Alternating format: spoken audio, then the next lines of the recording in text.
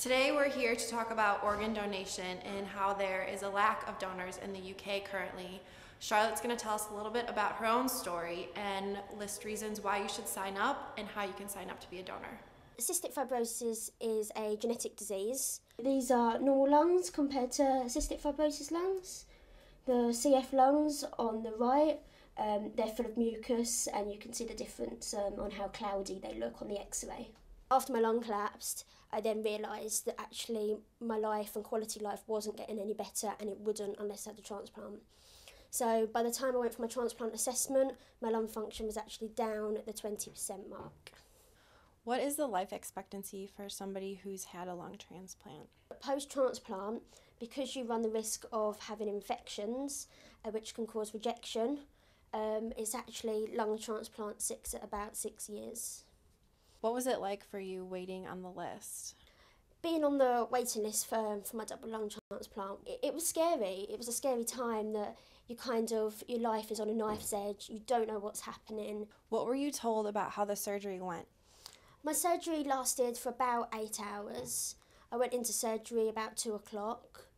They were told it was very successful and that the new lungs looked very, very good and that the donor was very, very healthy. And my mum was also told that my previous lungs looked very, very bad, that they didn't actually expect me to see the next 2 months. How is your life different from the average person not suffering from CF? The difference between my life and someone that's really healthy is that actually I still have these hospital appointments, I still have all these medications to do. I have to make sure that I take them at 10 and 10 every single day, otherwise you run the risk of infection and rejection, and basically it will kill you. So I have to be very, very careful with that. I also have to be very careful around people that have infections, because if they have an infection, I'm more susceptible to get it because of being so immune suppressed. Do you have any certain recurring fears for your present or your future, or certain hopes?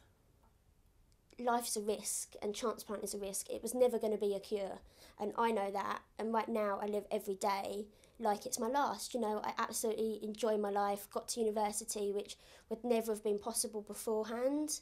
So for me, it is a fear, but on the other hand, I'm finally doing my dream that I've always wanted.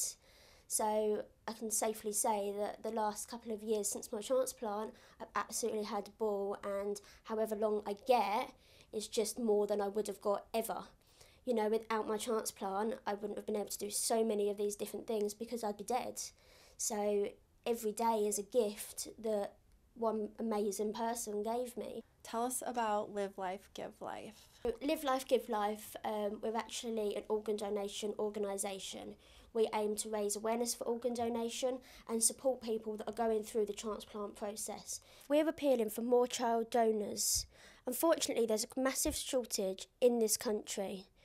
Little James waited far too long for his heart transplant. Luckily for him, a donor came just in time. You need to have the conversation with the rest of your family and sign the children up to the organ donor register. If you want more information on how to become an organ donor, please take a look at livelifegivelife.org.uk.